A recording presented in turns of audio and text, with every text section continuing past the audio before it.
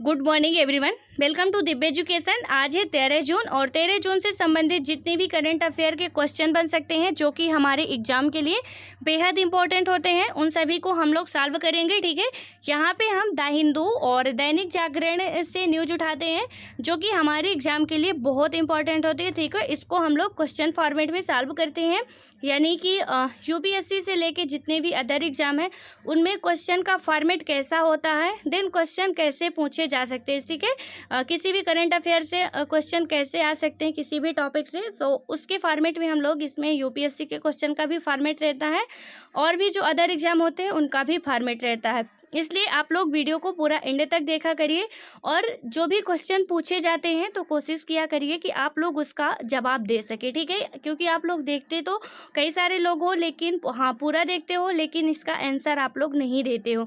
यदि आप daily video देख रहे हो रेगुलर तो आप लोग इसका बिल्कुल आंसर दे सकते हो, क्योंकि ये सब प्रीवियस डे के क्वेश्चन रहते हैं। ठीक है, सो आप लोग कोशिश किया करो क्वेश्चन देने की, कोई इतना टफ क्वेश्चन नहीं रहता है। यदि आपको कुछ बड़ा करना है तो फिर थोड़ी तो मेहनत करनी पड़ेगी ना, इसलिए आप लोग कोशिश किया करो। ठीक है, कोशिश करने वालों की कभी हार नहीं होती है। सो अब आप में से जो भी इस चैनल पे नया हो चैनल को जरूर सब्सक्राइब कर लें और हाँ बेल आइकन क्लिक करना बिल्कुल मत भूलना, क्योंकि जब आप बेल आइकन क्लिक कर लेते हो तो आप जब भी वीडियो अपलोड होता है तो आपके पास तक सबसे पहले उसका नोटिफिकेशन पहुंच जाता है। ठीक है, तो आप वीडियो मिस नहीं करते हो और कोई भी क्वेश्चन आपसे नहीं छूटता है। ठीक है, तो अब बात करते हैं हम कल के अभ्यास प्रश्न की। तो कल का हमारा अभ्यास प्रश्न था कि rating agency Moody's investors service ने हाल ही में भारत की सॉवरेन क्रेडिट रेटिंग की है। ठीक है, तो इसमें से पहला ऑप्शन था BAA3 और दूसरा था BBB+ और तीसरा था BBB और चौथा था मतलब कि BA। ठीक है, तो इसका राइट आंसर था BAA3 था। ठीक है, इसमें से हम व्याख्या की बात करें फ्रेंड्स, व्याख्या पढ़ना भी बहुत इंपॉर्टेंट होता है। ठीक है, इस यहाँ पे एक क्वेश्चन है लेकिन जब हम व्याख्या में पढ़ेंगे तो उसमें से भी कई सारे क्वेश्चंस बन सकते हैं, इसलिए आप लोग व्याख्या को भी बहुत ही अच्छे तरीके से पढ़ा करो और समझा करो। ठीक है, देन उसके बाद अब हम बात करते हैं इसकी व्याख्या की। तो rating agency Moody's investor service ने हाल ही में भारत की सॉवरेन क्रेडिट रेटिंग को घटा दिया है। एजेंसी ने भारत की रेटिंग को BAA2 से घटाकर BAA3 कर दिया है। ठीक है, कोरोना वायरस के कारण दुनिया भर की अर्थव्यवस्था मंद पड़ी है, इससे विकसित और उभरती हुई अर्थव्यवस्थाओं की सॉवरेन क्रेडिट रेटिंग में बदलाव की संभावना बढ़ गई है। भारत भी इससे अछूता नहीं है। ठीक है, देन उसके बाद हम नेक्स्ट क्वेश्चन की बात करते हैं जो कि आज का हमारा पहला क्वेश्चन है कि गुजरात राज्य के वन विभाग द्वारा हाल ही में जारी शेरों की आबादी के आंकड़ों के संदर्भ में निम्न कथनों पर विचार करें। ठीक है, ये यूपीएससी के फॉर्मेट का क्वेश्चन है, तो मतलब इसको अच्छे से आप लोग समझना, क्योंकि यूपीएससी में ऐसे ही क्वेश्चन पूछे जाते हैं। ठीक है, देन उसके बाद मतलब क्वेश्चन का फॉर्मेट ऐसे ही होता है। सो यहाँ पे पहला स्टेटमेंट है एशियाई शेर यानी कि एशियाटिक लायन की आबादी में लगभग 8% की कमी आई है। ठीक है, देन उसके बाद दूसरा स्टेटमेंट है कि एशियाई शेरों का प्रवास क्षेत्रफल 30,000 वर्ग किलोमीटर तक पहुँच गया है। और तीसरा स्टेटमेंट है कि एशियाई शेर का वैज्ञानिक नाम पैंथेरा लियो पार्सिका है। ठीक है, तो इसमें से उपरोक्त कथनों में से कौन सा या से कथन सत्य है, तो इसकी जांच हमें करनी है। पहला है केवल 1, दूसरा है 2 और 3, तीसरे में है 1 और 3 और चौथे में है 1, 2 और 3, तो इसका राइट आंसर हो जाएगा 2 और 3। ठीक है, इसकी व्याख्या की बात करें यदि हम, तो गुजरात के गिरिवन इलाके में एशियाई शेर यानी कि एशियाटिक लायन की आबादी में लगभग 29% की वृद्धि हुई है।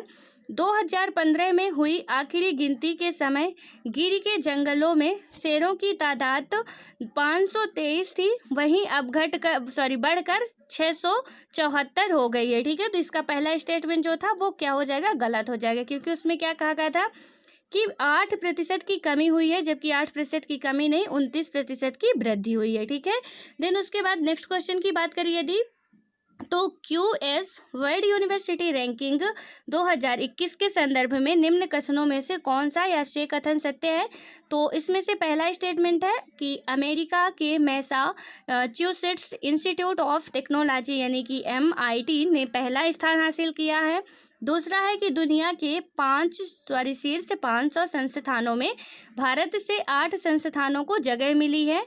भारत में 8 संस्थानों को जगह मिली, ठीक है। देन उसके बाद है कि भारतीय संस्थानों में आईआईटी बॉम्बे शीर्ष 172वें स्थान पर है। तो इसमें से पहला है केवल 1, बी में है 2, केवल 2 मतलब, और सी में है 1 और 3, और डी में है 1, 2 और 3। तो इसका राइट आंसर हो जाएगा 1, 2 और 3, मतलब कि तीनों स्टेटमेंट राइट है।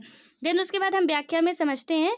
तो इस QS वर्ल्ड रेटिंग 2021 मतलब वर्ल्ड रैंकिंग 2021 में अमेरिका के मैसाचुसेट्स इंस्टीट्यूट ऑफ टेक्नोलॉजी यानी कि MIT ने लगातार 9वें साल पहला स्थान हासिल किया है, जबकि स्टैनफोर्ड, हार्वर्ड और कैलिफोर्निया यूनिवर्सिटी को क्रमशः दूसरा, तीसरा और चौथा स्थान मिला है। ये सभी भी क्या है कि अमेरिका की यूनिवर्सिटीज है। और 5वां स्थान UK की ऑक्सफोर्ड यूनिवर्सिटी को मिला है। तथा यदि हम भारत की बात करें तो QS वर्ल्ड यूनिवर्सिटी रैंकिंग 2021 में दुनिया के शीर्ष 500 संस्थानों में भारत से 8 संस्थानों को जगह मिली है। भारतीय संस्थानों में IIT बॉम्बे शीर्ष पर है। इस वर्ष की रैंकिंग में यह 172वें स्थान पर है, जबकि पिछले वर्ष की रैंकिंग में यह 152वें स्थान पर था। राइट। सो अब नेक्स्ट क्वेश्चन की बात करें तो किस राज्य सरकार ने अगले 6 महीने में 10 लाख रोजगार उपलब्ध कराने की योजना तैयार की है? तो ए में है गुजरात, बी में है उत्तर प्रदेश, सी में है बिहार और डी में है झारखंड। तो इसका राइट आंसर हो जाएगा उत्तर प्रदेश। इसके व्याख्या की बात करें तो उत्तर प्रदेश सरकार ने अगले 6 महीने में 10 लाख रोजगार उपलब्ध कराने की कार्य योजना तैयार की है। उत्तर प्रदेश उन राज्यों में से है जिनमें लॉकडाउन के दौरान बड़ी संख्या में प्रवासियों की वापसी हुई है।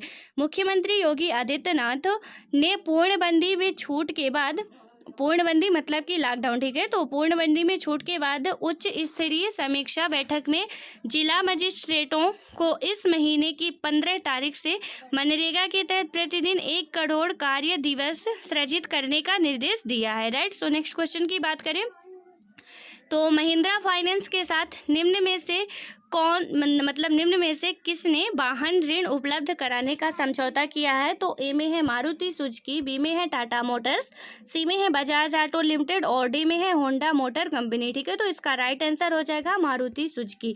इसकी यदि हम व्याख्या की बात करें तो मारुति सुजुकी इंडिया यानी कि MSI ने 9 जून 2020 को कहा कि उसने वाहन ऋणों के लिए महिंद्रा फाइनेंस के साथ समझौता किया है।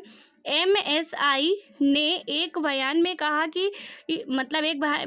कहा है कि समझौते के अनुसार ग्राहक कार्य ऋण के लिए महिंद्रा फाइनेंस के व्यापक विकल्पों का लाभ उठा सकते हैं। बयान के मुताबिक कोविड-19 महामारी के दौरान व्यक्तिगत आवाजाही बाधित होने के मद्देनजर लोगों को आसानी से धन उपलब्ध कराने के लिए यह कदम उठाया गया है। राइट। सो अब नेक्स्ट क्वेश्चन की बात करें तो हाल ही में किस राज्य के मुख्यमंत्री ने गौवध निरोधक संशोधन अध्यादेश 2020 को मंजूरी दे दी है? तो ए में है बिहार, बी में है कर्नाटक, सी में है उत्तर प्रदेश और डी में है पंजाब। तो इसका राइट आंसर हो जाएगा यूपी, ठीक है। इसकी व्याख्या की यदि हम बात करें तो उत्तर प्रदेश मंत्रिमंडल ने हाल ही में गौवध निरोधक संशोधन अध्यादेश 2020 को मंजूरी दी है, ठीक है। इसके लिए गौ हत्या अधिनियम 1955 में संशोधन किया गया है। इस संशोधन के द्वारा गायों की रक्षा और गौ हत्या से संबंधित अपराधों को रोकने में मदद मिलेगी। इस अध्यादेश से गाय को शारीरिक क्षति के लिए 7 साल तक का कारावास का प्रावधान और गौ हत्या से संबंधित मामलों में 3 लाख रुपए तक का जुर्माने का प्रावधान है, ठीक है। तो फ्रेंड्स यहाँ पे इनकी जितने भी क्वेश्चंस हैं इनकी व्याख्या भी पढ़नी बहुत इंपॉर्टेंट होती है, क्योंकि इनसे भी कई सारे क्वेश्चंस बन सकते हैं। जैसे अब आपसे पूछ लिया गया कि गौ हत्या निरोधक अधिनियम कब पारित किया गया था? 1955 में, ठीक है। तो इससे जीके के रिलेटेड भी क्वेश्चन बन सकते हैं, या नए अधिनियम में कितने साल तक का कारावास या जुर्माना लग सकता है? तो 7 साल का कारावास या 3 लाख रुपए तक का जुर्माना लग सकता है, ठीक है। क्वेश्चन आपसे कैसे भी पूछ सकता है, ज़रूरी नहीं कि जो क्वेश्चन दिया है वही पूछ लेगा, ठीक है। सो सारी बातें आपको याद रखनी काफ़ी इंपॉर्टेंट होती है। देन उसके बाद नेक्स्ट क्वेश्चन की बात करें तो विश्व प्रत्यायन दिवस यानी कि वर्ल्ड एक्रेडिटेशन डे निम्न में से किस दिन मनाया जाता है? तो ए में है 15 मार्च, बी में है 10 अप्रैल, सी में है 9 जून और डी में है 12 जुलाई, ठीक है। तो इसका राइट आंसर हो जाएगा 9 जून। इसकी व्याख्या की बात करें तो विश्व प्रत्यायन दिवस प्रत्येक वर्ष 9 जून को व्यापार एवं अर्थव्यवस्था में प्रत्यायन की भूमिका को रेखांकित करने एवं बढ़ावा देने के लिए मनाया जाता है। विश्व प्रत्यायन दिवस 2020 की थीम है प्रत्यायन खाद्य सुरक्षा में सुधार लाना, ठीक है। यानी कि एक्रेडिटेशन में क्या है कि एक्रेडिटेशन इम्प्रूविंग फूड सेफ्टी है, इसकी थीम भी याद रखना, ठीक है, क्योंकि डायरेक्ट आपसे किसी भी जो भी आते हैं उनकी थीम भी पूछ ली जाती है। तो एक्रीडिटेशन की थीम क्या है? तो इम्प्रूविंग फूड सेफ्टी है, ठीक है, ये पूरी इसकी थीम है। देन उसके बाद बात करें तो भारत सरकार ने भारतीय गुणवत्ता परिषद की स्थापना वर्ष 1997 में उद्योग संवर्धन एवं आंतरिक व्यापार विभाग के प्रशासनिक नियंत्रणाधीन एक स्वायत्त निकाय के तौर पर की थी। राष्ट्रीय प्रत्यायन फोरम उन संगठनों का एक अंतर्राष्ट्रीय संघ है जो सामान्य व्यापार सुविधा उद्देश्यों को प्राप्त करने के लिए दुनिया भर में एक साथ काम करने के लिए सहमत हुए हैं, ठीक है। यहाँ पे स्वायत्त होगा, ठीक है, इसको याद रखना, ये तो थोड़ा सा मिस्टेक है। देन उसके बाद नेक्स्ट क्वेश्चन की बात करें तो हाल ही में किस देश के कच्चे तेल यानी कि क्रूड ऑयल के निर्यात के लिए कीमतों में कम से कम बीते 2 दशकों में सर्वाधिक वृद्धि की गई है? तो इसमें ए में है इराक, बी में है ईरान, सी में है रूस और डी में है सऊदी अरब। तो इसका राइट आंसर हो जाएगा सऊदी अरब, ठीक है। इसकी व्याख्या की बात करें तो सऊदी अरब के इस निर्णय का प्रभाव एशिया के निर्यात पर देखने को मिलेगा, क्योंकि यह सऊदी अरब के प्रमुख उत्पादक सऊदी अरामको के सबसे बड़े क्षेत्रीय बाजारों में से एक है। कीमतों में इतनी अधिक वृद्धि यह बताती है कि सऊदी अरब अप्रैल माह में कच्चे तेल की कीमत में हुई तेज गिरावट के बाद तेल बाजार को चालू करने के लिए अपने सभी उपकरणों का उपयोग कर रहा है। उल्लेखनीय है कि मध्य पूर्व में एक कीमत निर्धारक के रूप में सऊदी अरब द्वारा की गई आधिकारिक मूल्य वृद्धि क्षेत्र के अन्य उत्पादकों को भी इस ओर प्रेरित करेगी, ठीक है। नेक्स्ट क्वेश्चन की बात करें तो हाल ही में किस भारतीयों को नासा विशिष्ट लोक सेवा पदक से सम्मानित किया गया है?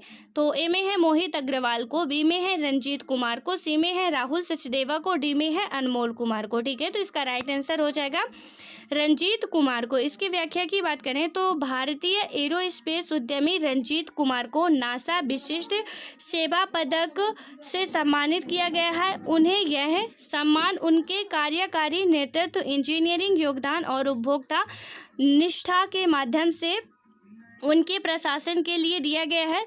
वे लगभग 30 वर्षों से नासा से जुड़े हुए हैं और उन्होंने अंतर्राष्ट्रीय अंतरिक्ष स्टेशनों को उन्नत बनाने में अहम योगदान दिया है, ठीक है। देन अब नेक्स्ट क्वेश्चन की बात करें तो हाल ही में किस संस्थान ने कोविड-19 के लिए एक कृत्रिम बुद्धिमत्ता आधारित परीक्षण किट विकसित की है? तो ए में है आईआईटी हैदराबाद, बी में है आईआईटी दिल्ली, सी में है आईआईटी कानपुर एंड डी में है आईआईटी खड़गपुर। तो इसका राइट आंसर हो जाएगा आईआईटी हैदराबाद। इसके व्याख्या की बात करें तो कोविड-19 के लिए कृत्रिम बुद्धिमत्ता आधारित टेस्ट किट को भारतीय प्रौद्योगिकी संस्थान हैदराबाद के शोधकर्ताओं द्वारा विकसित किया गया है। यह प्रौद्योगिकी लागत प्रभावी है और 20 मिनट के समय अवधि में परिणाम प्रदान कर सकती है। आईआईटी हैदराबाद के मुताबिक कोविड-19 के संक्रमण की जांच के लिए तैयार किट की कीमत 550 रुपये है। इस किट से जांच के नतीजों तो बहुत जल्द आएंगे ही, साथ ही में कम कीमत वाली यह किट आसानी से एक स्थान से दूसरे स्थान पर ले जाई जा सकती है। इससे मरीज के घर में ही जांच की जा सकती है, ठीक है। देन नेक्स्ट क्वेश्चन की बात करें जो कि लास्ट क्वेश्चन है उत्तराखंड के निम्न में से किस जिले में राजस्थान के सबसे बड़ा जैव विविधता पार्क खोला गया है? तो इसमें से है, पहला है कि हल्द्वानी और हल्द्वानी है, दूसरा है चमोली, तीसरा है टिहरी गढ़वाल और चौथा है रुद्रप्रयाग। तो इसका राइट आंसर हो जाएगा हल्द्वानी। ठीक है, इसके व्याख्या की बात करें तो विश्व पर्यावरण दिवस के अवसर पर उत्तराखंड वन विभाग द्वारा हल्द्वानी में उत्तराखंड का सबसे बड़ा जैव विविधता उद्यान यानी कि बायोडायवर्सिटी पार्क खोला गया है।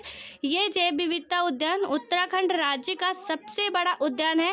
पार्क को उत्तराखंड वन विभाग के अनुसंधान विंग ने 2 वर्षों में तैयार किया है। जैव विविधता उद्यान लगभग 18 एकड़ में फैला हुआ है और इसमें पौधों की लगभग 500 प्रजातियां हैं। ठीक है, दिन आज बात करते हैं आज का जो अभ्यास प्रश्न है। तो इसमें क्या बात की गई कि उत्तराखंड के गैरसैंण को राज्य के ग्रीष्मकालीन राजधानी को मंजूरी दी गई है। गैरसैंण के संदर्भ में निम्न कथनों में से कौन सा ये से कथन सत्य है? ठीक है, तो इसका पहला जो स्टेटमेंट है वो है गैरसैंण उत्तराखंड के चमोली जिले में आता है। दूसरा स्टेटमेंट है यह उत्तराखंड की पमीर के नाम से जानी जाने वाली दूधा टोली पहाड़ी पर स्थित है। और तीसरा स्टेटमेंट है कि चीनी यात्री वेनसांग ने इस क्षेत्र में ब्रह्मपुर नामक राज्य होने का जिक्र किया था। ठीक है, तो इसका पहला ऑप्शन है केवल 1, दूसरा है केवल 2, तीसरा है 1 और 3 और चौथा है 1, 2 और 3। ठीक है, तो इनमें से आपको ये बताना है, यहाँ पे मैं जिसको क्वेश्चन नहीं समझ में आता उनके लिए बता रहे हैं कि यहाँ पे आपको ऐसे करना है जैसे कि इसमें क्वेश्चन, ठीक है, ये पूछा गया कि इसमें क्या सत्य है इसके कथन के लिए, यानी कि उत्तराखंड में गैरसैंण को राज्य की ग्रीष्मकालीन राजधानी को मंजूरी दी गई है। गैरसैंण के संदर्भ में निम्नलिखित में से कौन से कथन सत्य हैं? तो गैरसैंण के संबंध में कौन से कथन सत्य हैं? तो इसमें से आपको बताना है कि गैरसैंण उत्तराखंड के चमोली जिले में है या नहीं, ये ठीक है, तो ये पहला होगा। ठीक है, देन उसके बाद कि उत्तराखंड की पमीर के नाम से जानी जाने वाली दूधा टोली है, तो इसमें से आपको बताना कि हाँ जो गैरसैंण है वो क्या है। देन उसके बाद कि चीनी यात्री वेनसांग ने इस क्षेत्र में ब्रह्मपुर नामक राज्य की स्थापना की थी। ठीक है, तो इसमें से जितने भी राइट होंगे, यदि पहला दूसरा राइट है तो आप लोग क्या लगाओगे, जो ऑप्शन में दिया हुआ है कि ऑप्शन में दिया हो ना केवल 1 सही है तो केवल 1 लगाओगे। मतलब गैरसैंण के बारे में केवल यदि एक पहला स्टेटमेंट ही सही व्याख्या कर रहा है तो आप पहला लगाओगे, दूसरा कर रहा है दूसरा लगाओगे, यदि पहला और तीसरा कर रहा है तो उनको लगाओगे, यदि तीनों ही कर रहे हैं तो इनको लगाओगे। ठीक है, तो इस क्वेश्चन को ऐसे ही सॉल्व किया जाता है। सो आई होप अब जिसको क्वेश्चन नहीं समझ में आ रहा था उसको भी समझ में आ गया होगा। सो आप लोग अब क्वेश्चन देने की मतलब आंसर देने की कोशिश करना और आशा करते हैं कि आप लोग जरूर आंसर देंगे। ठीक है, सो अब मिलते हैं नेक्स्ट वीडियो में, तब तक के लिए बाय बाय।